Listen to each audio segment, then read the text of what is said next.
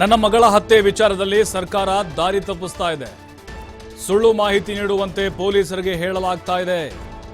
ಹುಬ್ಬಳ್ಳಿಯಲ್ಲಿ ನೇಹಾ ತಂದೆ ನಿರಂಜನ್ ಹಿರೇಮಠ ಸ್ಫೋಟಕವಾದಂತ ಹೇಳಿಕೆಯನ್ನು ಕೊಟ್ಟಿದ್ದಾರೆ.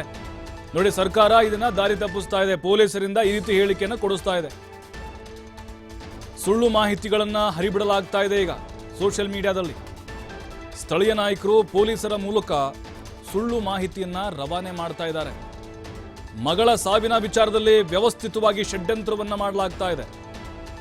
ಸುಳ್ಳು ಮಾಹಿತಿ ನೀಡಿ ನಮ್ಮ ಗೌರವಕ್ಕೆ ಧಕ್ಕೆ ತರಬೇಡಿ ಅಂತ ನೇಹಾ ತಂದೆ ಮನವಿಯನ್ನ ಮಾಡಿಕೊಳ್ತಾ ಇದ್ದಾರೆ.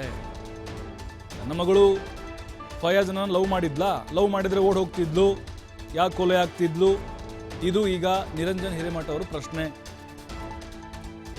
ಇಬ್ಬರು ಕೂಡ ಸಲುಗೆಯಿಂದ ಇದ್ರು. ಎಲ್ಲರ ಜೊತೆಗೇನೋ ಅವಳು ಫ್ರೆಂಡ್ಲಿ ಆಗಿರ್ತಾ ಇದ್ಲು, ಅವನ ಜೊತೆಗೂ ಕೂಡ ಅಷ್ಟೇ ಫ್ರೆಂಡ್ಲಿ ಆಗಿದ್ಲು ಅನ್ನುವಂಥ ಅಭಿಪ್ರಾಯ ಅವ್ರದ್ದು. ಆದರೆ ಸ್ಥಳೀಯ ನಾಯಕರು ಇಲ್ಲಿ ಷಡ್ಯಂತ್ರ ಮಾಡ್ತಾ ಇದ್ದಾರೆ. ಪೊಲೀಸರ ಮೂಲಕ ಸುಳ್ಳು ಮಾಹಿತಿಯನ್ನು ಹರಿಬಿಡ್ತಾ ಇದ್ದಾರೆ. ಫೋಟೋಗಳನ್ನು ವೈರಲ್ ಮಾಡಿಸ್ತಾ ಇದ್ದಾರೆ. ನೋಡಿ, ಸರ್ಕಾರದ ಮೇಲೇ ಅವರು ಗಂಭೀರವಾದಂಥ ಆರೋಪವನ್ನು ನಿರಂಜನ್ ಹಿರೇಮಠ ಮಾಡಿದ್ದಾರೆ.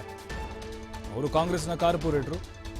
ಅವರ ಸರ್ಕಾರದ ವಿರುದ್ಧವೇ ಈಗ ಈ ಗಂಭೀರ ಆರೋಪ ಮಾಡಿದ್ದಾರೆ. ಕೆಲವೊಂದಿಷ್ಟು ಸ್ಫೋಟಕ ಮಾಹಿತಿಯನ್ನು ಬಿಚ್ಚಿಟ್ಟಿದ್ದಾರೆ.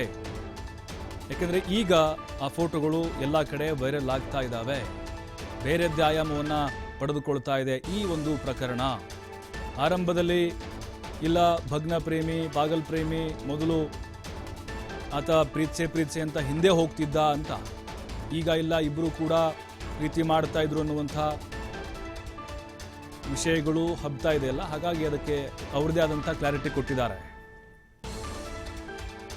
ನಮ್ಮ ಮಗಳು ಯಾವಾಗಾರ ಒಪ್ಕೊಂಡಾಳೆ, ನಮ್ಮ ಜೊತೆ ಏನಾರ ಮಾತಾಡಿದಾರ ಅವ್ರು? ನಮ್ಮ ಮನೆಗೆ ಬಂದು ಮಾತಾಡಿರ್ಬೇಕಲ್ಲ. ನಮ್ಮ ಜೊತೆಗೆ ಮಾತಾಡಿದಾಗ ಅದು ಪ್ರಸ್ತಾವನೆ ಬರ್ತೈತಿ. ಅವ್ರು ಹೇಳಿದ್ದ ಖಂಡಿತ ಸುಳ್ಳು. ಆ ರೀತಿ ಯಾವುದೇ ರೀತಿ ಬೆಳವಣಿಗೆ ಆಗಿಲ್ಲ. ಯಾವ ಮದುವೆ ವಿಚಾರ ಇರಲಿಲ್ಲ. ನಾವು ಆ ರೀತಿ ಬೆಳವಣಿಗೆಗೆ ನಾವು ಖಂಡಿತ ಅದಕ್ಕೆ ಖಂಡಿಸ್ತೀವಿ. ನಮ್ಮ ಸಹಕಾರ ಯಾವುದೂ ಇರಲಿಲ್ಲ, ನಮ್ಮ ಜೊತೆ ಚರ್ಚೆನೂ ಆಗಿಲ್ಲ. ಈಗ ಸೃಷ್ಟಿ ಮಾಡಿ ಹೇಳ್ತಾ ಇದ್ದಾರೆ. ಜಿ ಪರಮೇಶ್ವರ್ ಅವರು ವಿಷಾದವನ್ನು ವ್ಯಕ್ತಪಡಿಸಿದ್ರು. ನಾ ಆಕಸ್ಮಿಕ ಅಂದಿದ್ರೆ ಅದು ತಪ್ಪಾಗಿದ್ದರೆ ವಿಷಾದ ವ್ಯಕ್ತಪಡಿಸ್ತೀನಿ ಅಂತ ಹೇಳ್ತಿದ್ದಾರೆ. ತುಂಬ ಧನ್ಯವಾದಗಳು ಗೃಹ ಸಚಿವರೇ. ನಿಮ್ಮ ಕಾಳಜಿ ನನ್ನ ಮೇಲೆ ಐತೆ ಅಂತೇಳಿ ಅನ್ನಿಸ್ತಾ ಇದೆ. ಈಗ ನಮಗೆ ಒಂದು ಸ್ವಲ್ಪ ತೃಪ್ತಿ ಆಯಿತು. ರಾಜ್ಯ ಸರ್ಕಾರ ಜವಾಬ್ದಾರಿ ಸ್ಥಾನದಾಗ ಕುಂತು ಈ ಹೇಳಿಕೆ ಬಂದಾಗ ನಾವು ಕೂಡ ನಿನ್ನೆಯಿಂದ ಭಾಳ ಆಕ್ರೋಶ ಆಗಿದ್ವಿ. ಎಲ್ಲ ಮಠಾಧೀಶರಾಯಿತು, ಎಲ್ಲ ನಮ್ಮ ವೀರಶೈವ ಲಿಂಗಾಯತ ಸಮಾಜ ಆಯಿತು, ಎಲ್ಲ ಹಿಂದೂಪರ ಅಥವಾ ಅಲ್ಪಸಂಖ್ಯಾತರು ಕೂಡ, ಅಂಜುಮನ್ ಇಸ್ಮಾಯಿಲ್ ಅವರು ಕೂಡ ಎಲ್ಲರೂ ಈ ರೀತಿ ಹೇಳಿಕೆ ಬಂದಿತ್ತು. ಅವ್ರಿಗೂ ಕೂಡ ದುಃಖ ಆಗಿತ್ತು. ಈಗ ನೀವು ಹೇಳಿರಲ್ಲ, ನಾವು ಭಾಳ ಸ್ವಾಗತಿಸ್ತೀವಿ.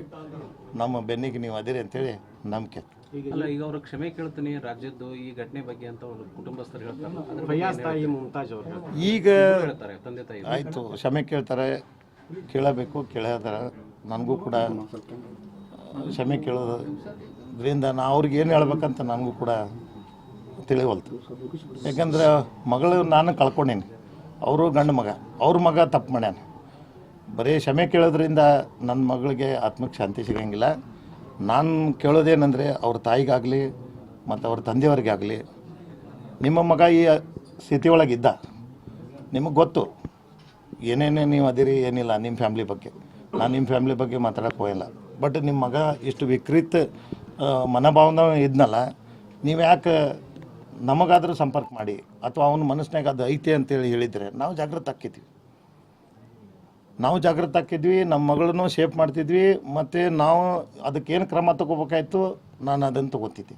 ನಮಗೆ ಸ್ವಲ್ಪ ಮಾಹಿತಿ ಕೊಡ್ಬೇಕಾಯ್ತು. ಈಗ ನನ್ನ ಮಗಳನ್ನ ನಿಮ್ಮ ಮಗ ಮರ್ಡರ್ ಮಾಡಿ ಈಗ ನಾನು ರಾಜ್ಯಕ್ಕೆ ಜನಕ್ಕೆ ಕ್ಷಮೆ ಕೇಳ್ತೀನಿ ಅಂತಂದರೆ ಇದು ಈಗ ಎಷ್ಟು ಸಮಂಜಸ ಈ ಸಮಯದಲ್ಲಿ? ಇದೇ ನಮಗೆ ಮೊದಲೇ ಹೇಳ್ಬಿಟ್ಟಿದ್ರೆ ನನ್ನ ಮಗಳಿಂದ ದುರಂತ ಸಾವು ಆಗ್ತಿದ್ದಿಲ್ಲ. ಅದು ನಿಮ್ಮ ಮಗನ ಕೈಯಾಗಿ.